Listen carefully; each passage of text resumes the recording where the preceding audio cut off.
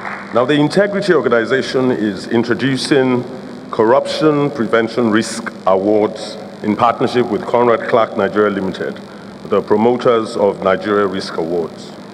And I'd like to invite Mr. Wakim Adenusi, who is best known as Oga Risk, to speak to us about Project TAME. Can we please give him a round of applause?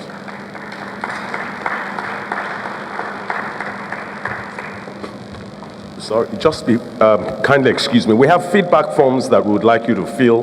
They're in your folder, and kindly fill them and we'll take them off you. Thank you very much. Am I permitted to stand at just His Excellency on all the existing protocols? Thank you. We started looking at the corruption prevention risk assessment models. One of the most important challenges is the fact that people, they do know risk, but they don't know it, because there are no thorough methodologies to help to actually track it on time. And also it's assumed that we know what we're doing. So for us, working with integrity, these are the three areas we want to focus on. We want to introduce the Corruption Prevention Risk Awards, but we will look at the organization going through self-assessment. They will have to self-assess themselves first and tell us what they're doing. Then we're going to go to the public or their stakeholders to ask the stakeholders, how would you be able to validate what that particular organization is telling us?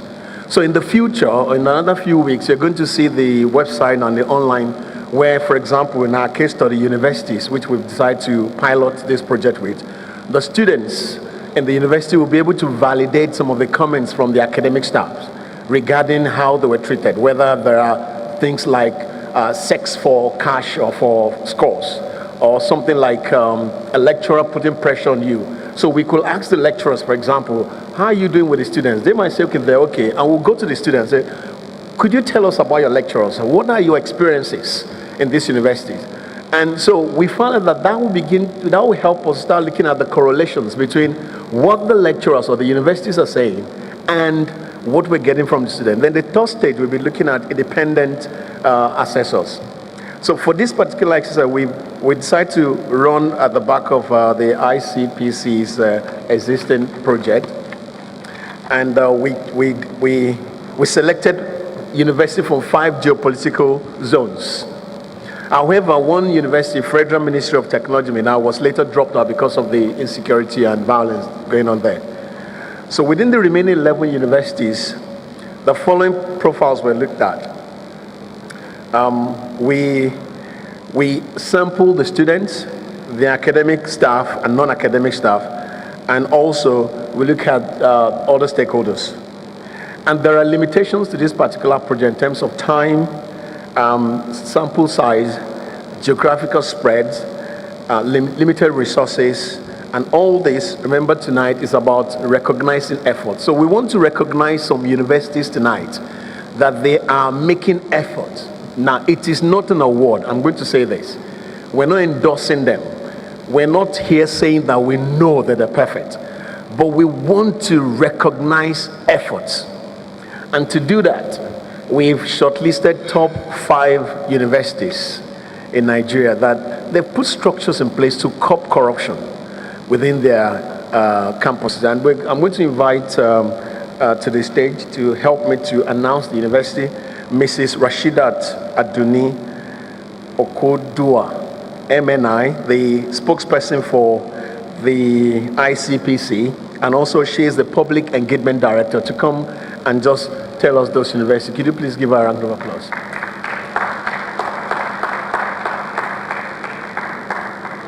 Your Excellency, the Acting President, Your Excellency, the Deputy Governor, distinguished ladies and gentlemen. May I quickly say that I bring the goodwill of the Chairman ICPC, Mr. Ekwonta, who couldn't be here tonight, but had asked me to represent him. We didn't know the role we were supposed to play tonight. We weren't told until I arrived at the door. And let me say from the outset that ICPC had no influence on the results of this survey.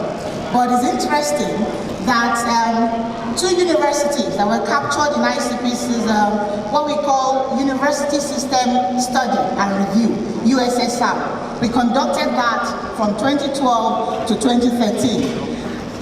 Two universities captured in our pilot scheme made it to this honors list. I'll tell you those universities as we go along. Let me also quickly say that ICPC is big on corruption prevention. And in case you're wondering, there are three major functions for ICPC: enforcement, that is creating deterrence for corruption, and then corruption prevention through system studies and review, blocking those loopholes that and those looking out for those vulnerabilities, system vulnerabilities that create opportunity. Corruption is an opportunistic crime. You create opportunity for it by what was there tonight. No controls, if there are supposed to be controls, nobody's enforcing them, nobody's asking the difficult questions. All those issues create opportunities for corruption. And then lastly, ICPC does corruption, public education and enlightenment against corruption. So ICPC is pretty big on corruption prevention. You heard from UNDP about the many corruption risk assessments that we've done, and the acting president graciously launched or unveiled to the public the platform we created in the port sector for transparency. It's a web portal called the PSSP, Port Service Support Portal. And in June last year, the acting president unveiled that to the public, and is bringing a lot of results to us. Now, let me quickly go to the duty that I've been asked to perform, which is to announce the names of the universities in the order of the order of how they did, and starting from the rear. There were two, we have 5 universities that made it to the honors list. Well, like you've heard, it's not an award. It's just acknowledgement for the systems that they have seen, they've put in place. As we go along, there'll be stricter measures and things to be able to assess whether they are really genuine. But from the rear, we have in 4th position on the assessment, there are 2 universities that tied for 4th position. Now, when I announce their names, you have to clap for them, because you see, we don't celebrate integrity enough. So if anybody makes it at all to some integrity assessment list, we should clap for them. So I have Lagos State University.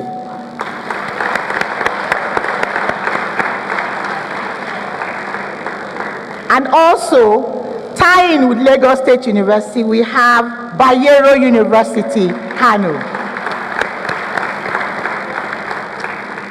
In 3rd place is one of those universities I told you that we had captured in our pilot study.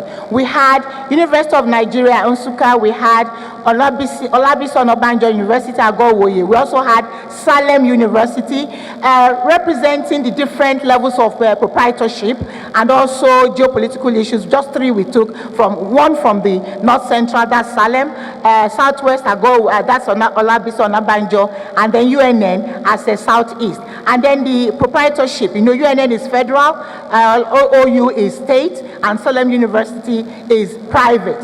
So, making it to this honors roll tonight is one of our own pilot studies, the one we studied their systems and gave recommendations to us how to review their systems. University of Nigeria, Nsukka. I am not at all surprised that they made it to this list. In 2nd place on the assessment list, acknowledgement list, we have University of Lagos.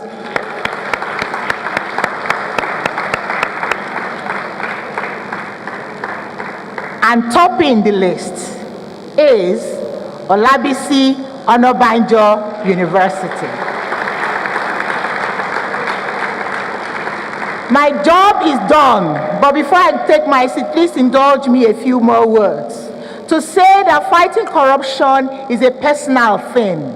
Until we all make it personal to ourselves, we won't be winning this war. We'll listen to the honoree of tonight, Dr. Christopher Kolade, telling us that we need to celebrate integrity. We need to understand that integrity pays. And until we begin to to have that in our own personal psyche, we cannot make the difference we're trying to achieve. You can't be one thing in the public domain and you're something else at home. It's not possible.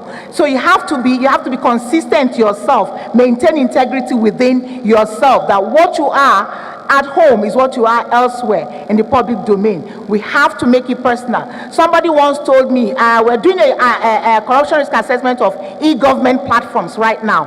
And at system spec, somebody said something that I will never forget. He said he wanted someone to emotionally own. There was something we're discussing about. And I said, that's really the expression. We should own the anti-corruption crusade emotionally, because it's a personal thing to us. It's personal in terms of its impact, negative impact on us. And it's personal in terms of the values that we need to change it. I want to thank you very much, distinguished ladies and gentlemen. Thank you.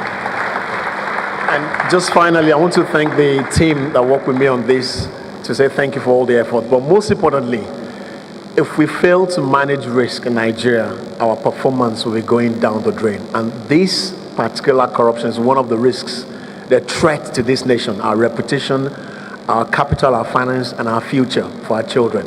Thank you very much.